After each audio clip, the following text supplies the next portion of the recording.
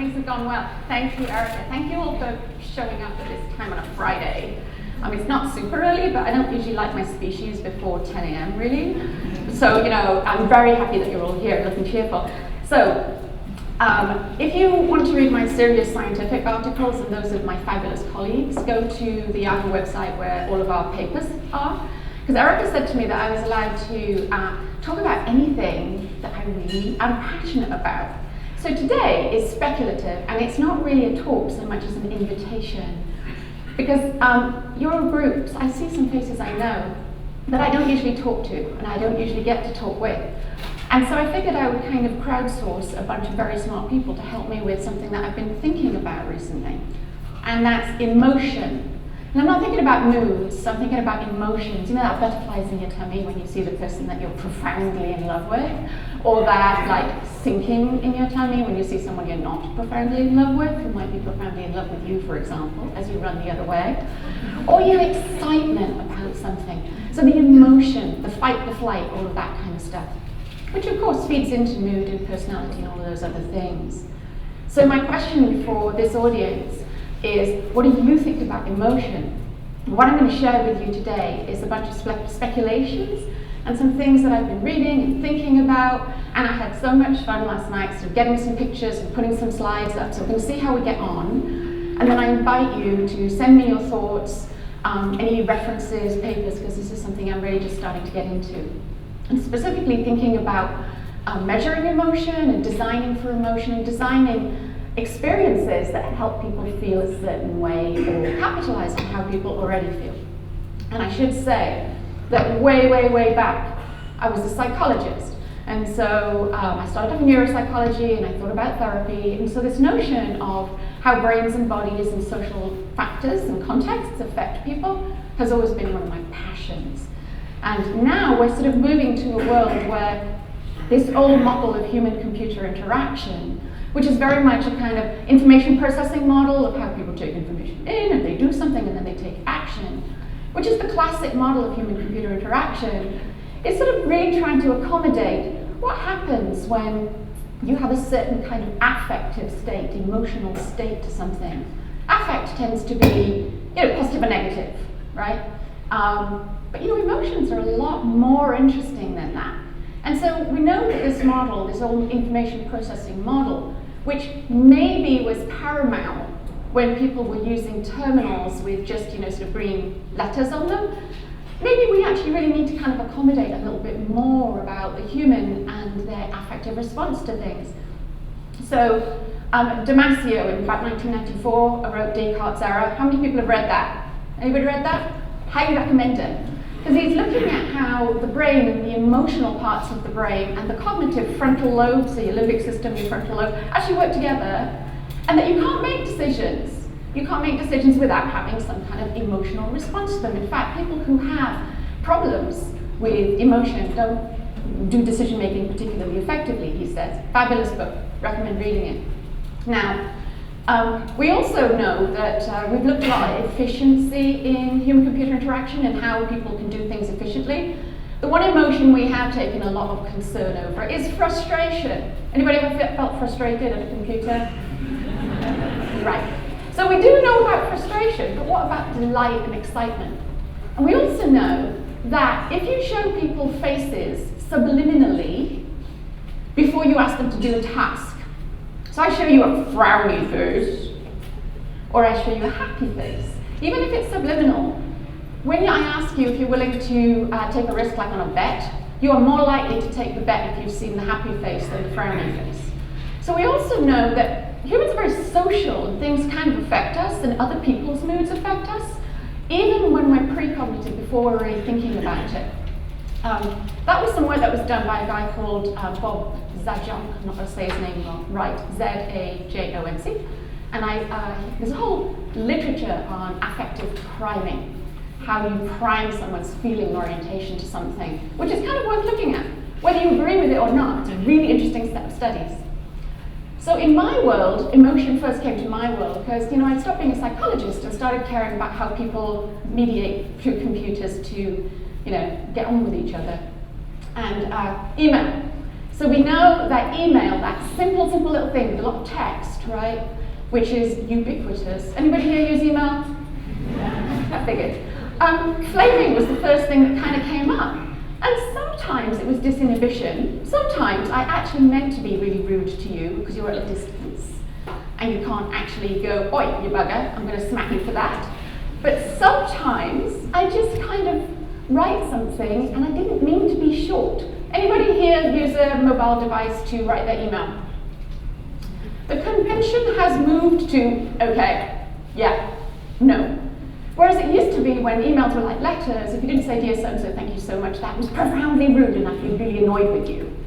So we also are kind of bumbling our way through social convention, transgressing, and then coming to terms with this kind of behavior is acceptable. We are bulls in china shops, running around trying to work out what's an appropriate behavior. So, as cultures, we kind of transgress our way to norms and protocols, and your friend says, no, it's perfectly all right. The reason he wrote you that really short message is because he sent it from his phone, not because he doesn't care, okay? So we sort of slowly learn, and we learn how to repair situations. So the classic email repair, of course, was the emoticon, right? The fragile frame is put around with an emoticon. How many people hate emoticons? How many people are over emoticons? A few. I still love them, so just forgive me because I haven't caught up with your norms yet. I'll have to tell you that I'm not being rude. But I'll work it out, especially with your help. So, if that's email, which is a narrow bandwidth channel where we're doing all these things to kind of go, no, I really meant to be nice in that snarky message, smile. Then we've got a little bit higher bandwidth, which gets even more problematic because this looks and feels like it should be kind of okay. Lots of channels, you can hear my voice, maybe you can drop in and drop out. Eye gaze is a bit of an issue. I did a lot of work on video conferencing, and it turns out if you've got a group, if I'm not looking at you, but I am sort of looking at you, it could be something to do with the camera and the way I'm looking at, sort of the angle, but you feel left out. And it becomes sort of really interesting because people don't feel like they're fully participating. Meanwhile, on the other side of it, I'm feeling like a social rogue elephant, unable to cope with all of the expressions and facial, sort of twists and turns of people who I'm ignoring unintentionally. When you put like you put the thing that you're supposed to be looking at or the other person right underneath the camera on this, so that they can sort of fake that you're looking at them. Because otherwise, you're talking to me and I'm going, really? Yeah, Those kinds of things really change the way the dynamics of the relationship go. Has anybody ever had an argument with their loved one on the phone? Has anyone had that argument because it was actually AT&T's fault because it kept dropping? And suddenly you're into this row because this person thinks you don't care. It has nothing to do with you. It's everything to do with the bandwidth and the channel, which is being interrupted. And they're like, you said what? Will you just talk to me? I'm trying, right? So these things really make an effect. And what happens is once you're on that emotional roller coaster, the emotional situation of the communication can break down unless we have a timeout and we realize that it's not about us. Now let's go to dating. Anybody been on a dating site? I don't believe you, I think there's probably more of you, just statistics alone. Statistics alone would suggest this. So Elizabeth Goodman from the I School in Berkeley and I did some research on dating sites a few years ago. And these are very, very, if you talk to designers and developers, it's really about the information in the front and in the screen, and it's about the matching algorithms, finding the right person, which is a really seriously hard problem. And we've done some writing about this. But if you talk to the people who are dating, it's an emotional roller coaster. And you'll get this kind of little message from someone. You'll just see that someone has viewed you, and you're like, woo! It's the butterflies in the tummy, especially as they kind of look sort of attractive. And if they don't, it's like, woo! And then they don't phone or they don't get in touch with you.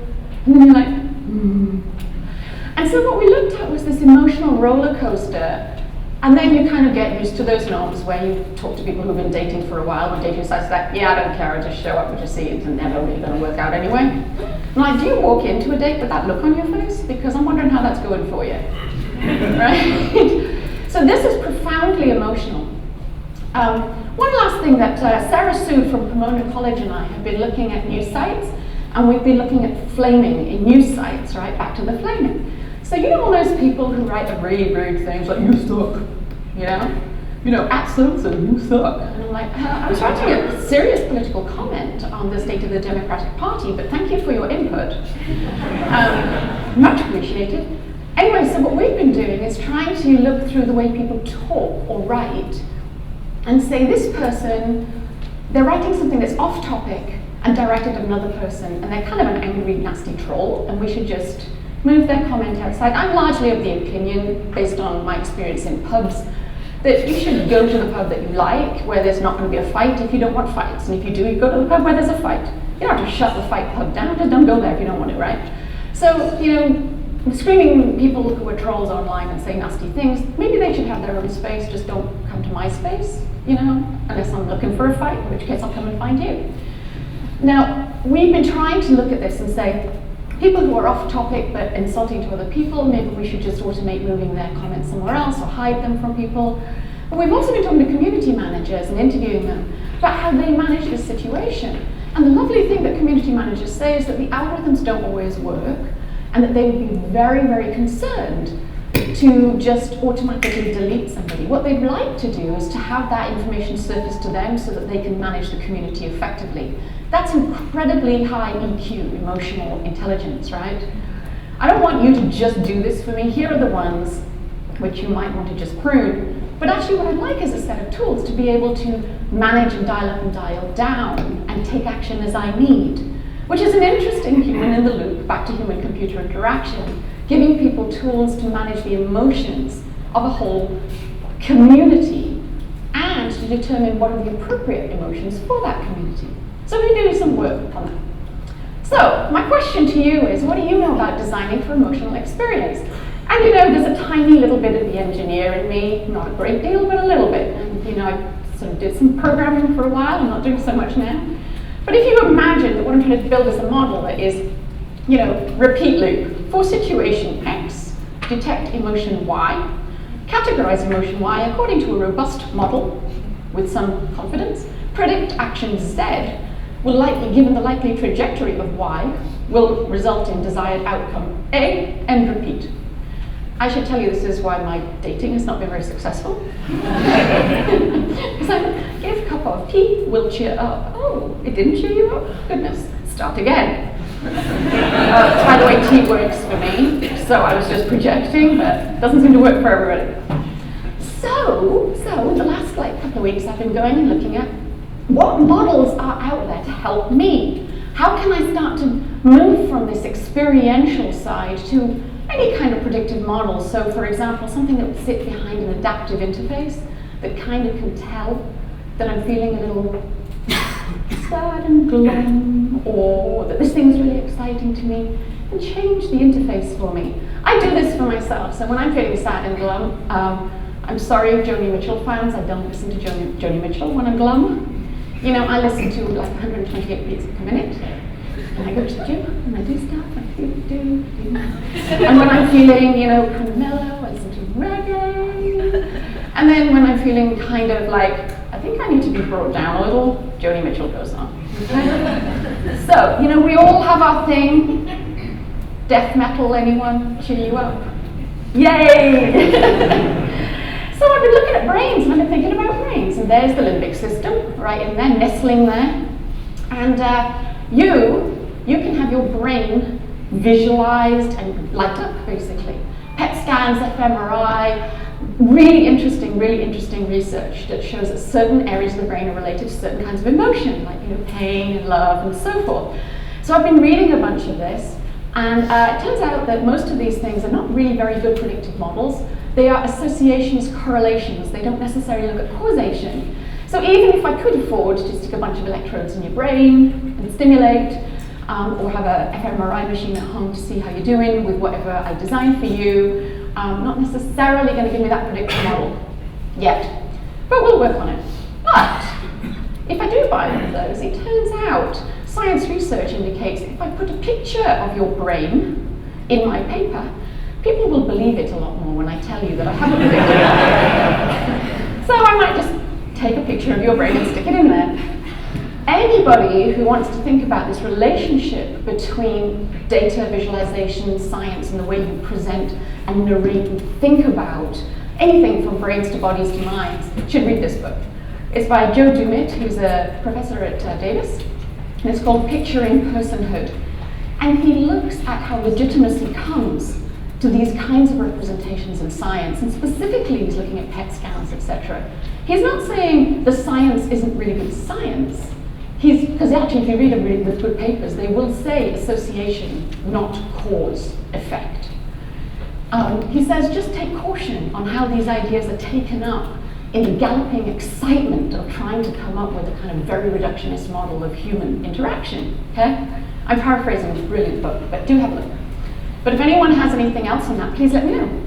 So the next promising thing is bodies. Okay, I really like this because we have like a chill out, affective, autonomic nervous system lying on a beanbag, which seems very odd. And we have, the rest of the body. So we're going from the brain and we're starting to look at what happens in your peripheral system. There are lots of amazing tools coming out, that galvanic skin response, the response that you have when you're anxious or whatever. Rosalind Picard and her group have had an affective computing group at MIT for years. And they've come out with this interesting technology. There's a talk online, which is referenced there. And Brady Forrest from the O'Reilly group set this talk up. And he's actually used this. And you can see here his excitation and arousal in the bottom left of the image there. And the idea here is that you can tell when people are excited or they're anxious or because their skin response changes. So they're like fight and flight, right? The trouble with that is, though, you can see these lines, but you can't always tell what they're about. It's sort of hard to tell that I'm hyper aroused because I'm excited or because I'm really afraid. It's hard to calibrate, okay? And we also know, anyone here meditate? If you meditate a lot, you can actually change this, right? So biofeedback, et cetera, and training means these things might not be that reliable as measures. Not to say they're not interesting, but might not be reliable, it turns out. Because remember, I want my predictive model to have some confidence and be robust at some level. So what about faces? Darwin says that facial expression is a gesture. And it's a gesture that sits right back in our evolutionary history. So when you smile, when you feel love, it's directly related to bonking. You say bonking? When you bare your teeth, it's like biting, right? I was on a photo tree the other day and really irritated. I think I might have gone. It was only because I watched way too much of True Blood. I was not going to actually bite the receiver.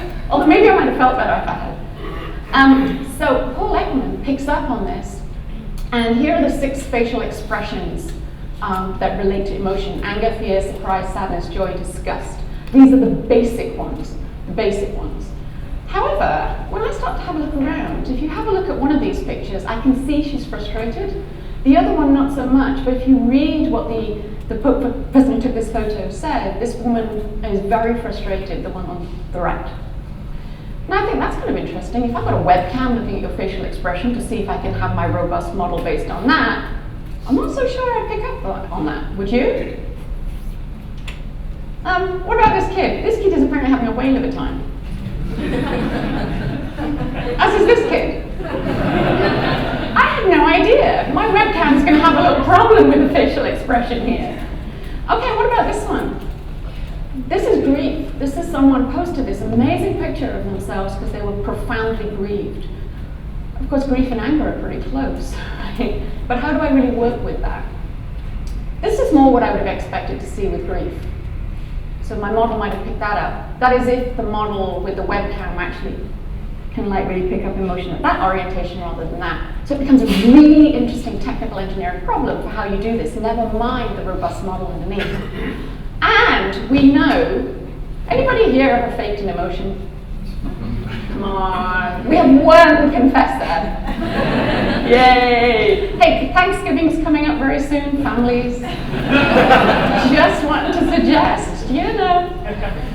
So if you look back at Ekman and Darwin, these are really, really good, great scientists. Ekman's a fantastic scientist. He will confess, and he does confess, that actually most of these basic models are babies and animals have them, these very basic extremes.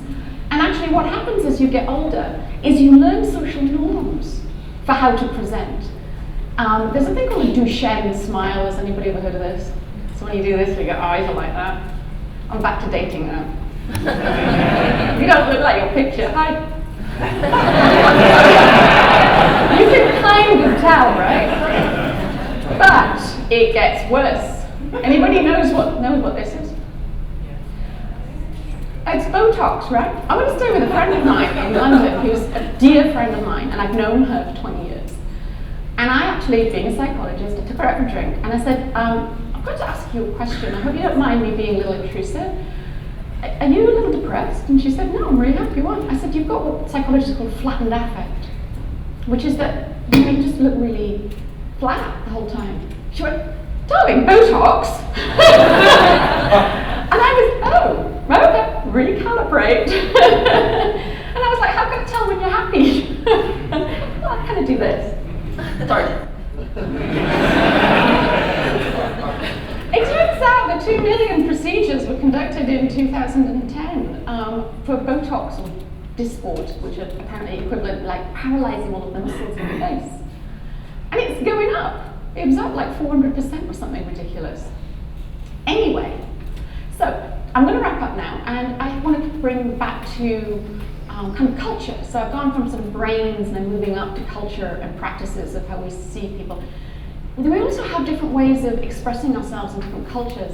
Milan Kundera has this word, litost, I know I'm probably saying that wrong, litost, which is longing, remorse, and grief. And there's another brilliant book, if you get a chance to look at, it's by Hochschild, and she's looking at how we moderate our own, so she's a social constructionist, and she believes that sure, there might be some things in our bodies and minds and basic primitive makeup, but actually, the way in which society helps us moderate what we're doing, we grow up, we learn what's appropriate, when it's appropriate. We also learn words for certain things. And words can actually give you this, a way of expressing something. So it's not that humans don't, this is not a relativist argument. Humans might have universal capacities for feeling, but once you start to name things, you can start to express them differently and communicate them differently. And this is amazing. This is, Milan Kundera says this, it's a state of torment created by the sudden sight of one's own misery. Now, I think this is a really interesting concept. Usually I kind of go, God, you're looking miserable. Come on, cheer up, Bill. And then I put that music on, right? But it's a really profoundly interesting thought that you can suddenly start to really allow yourself to feel something. And different cultures, they're called hyper or hypo in terms of the number of words they have for certain emotions. Some cultures have a lot of words for sadness, others don't. That kind of reflects the culture. But if you go somewhere else, and in this world that we're designing for, which is global, how is that going to change us in terms of I now know you toast. When I do that, I'm going to go, I'm having a new toast. How do you say that? Anyone speak? Check some marking. I don't know how to say it, and I'd like to say it appropriately. Funerals, I'm going to finish probably on funerals. Some places you're supposed to be super happy for a funeral, others not. Now that's a profoundly social construction of how grief is performed and what's appropriate. And that's a really interesting way in which emotion starts to come to play and how you're looking at whether someone fits in or not. And your response to something. Anybody ever been to an event where, let's say a wedding, where you're like, actually, I'm really unhappy and it's inappropriate? So my question to you is, if you're designing for emotional experience, what are your thoughts? We've got facial expression, we've got correlation, we've got cause. How do I build a predictive model that has some confidence? Infant to adult. I'm not supposed to say infant, animal, adult, right? So, what's basic, what's not, and how do we measure that? How does language and culture fit in? What's possible? And actually, I want to leave you with a question of what's desirable? The community manager said, I don't want you to take control, I want you to give me the tools. So the question I have for you is, what do you know about this? Please help me navigate this space. Thank you so much.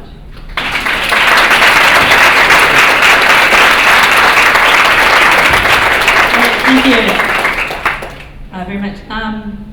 A couple of questions very quickly. Anyone?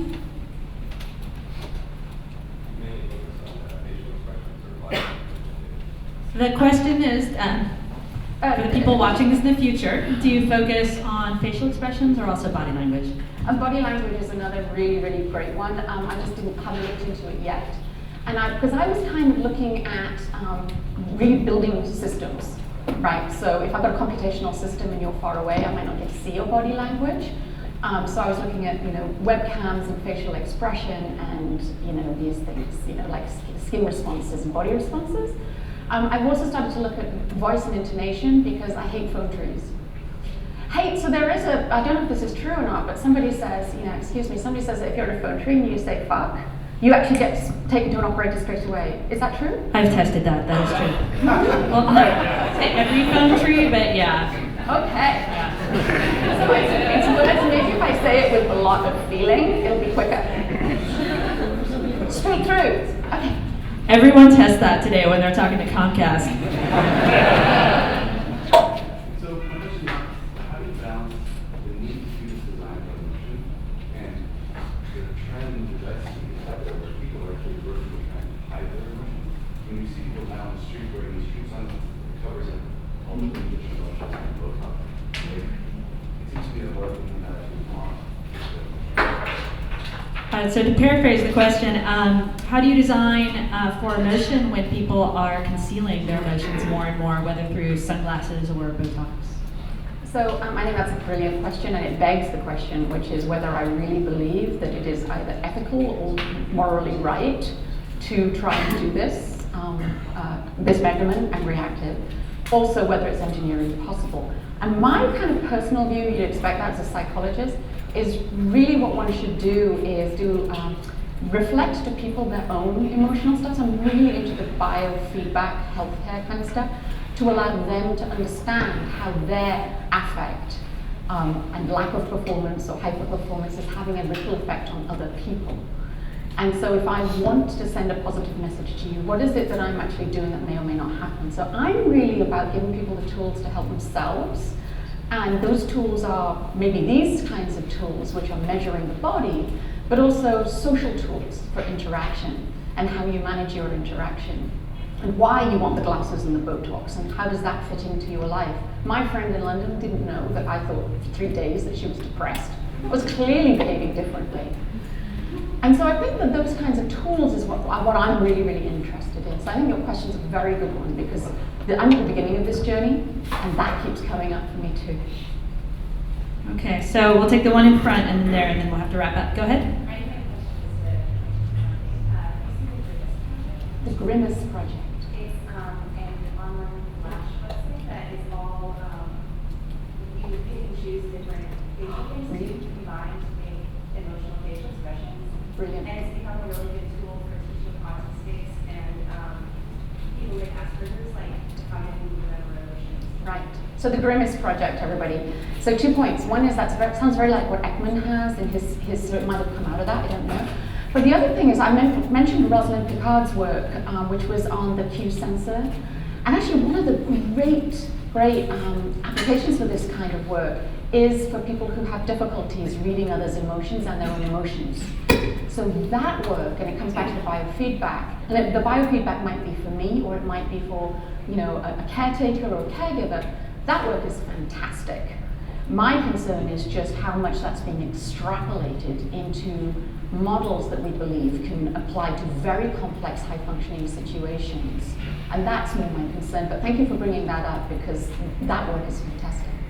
Okay. And the last one right there. Oh, actually, my comment was going to be along the same lines. Like, how much can we learn from the models that we teach at sufferers of Asperger's? Like, how to interpret emotion? programmatically encode that and Right. employ these models. So how much can we learn when we study people who have, for example, Asperger's and so forth and help them? You know, I think that there's a lot we can learn, but given that most folks who have, you know, autism or whatever, have difficulties with social situations, and many of the people that the very, let's say, oversold products are aimed at are very high functioning socially already. One has to be just a little careful of, in my opinion, to what extent you extrapolate from that study. It's not to say we can't learn, it's just to say that it's not a direct mapping. And we need to be a little more nuanced and careful as to how we go from that learning up to dealing with high functioning social groups. Okay, thank you very much. We'll have to wrap up there.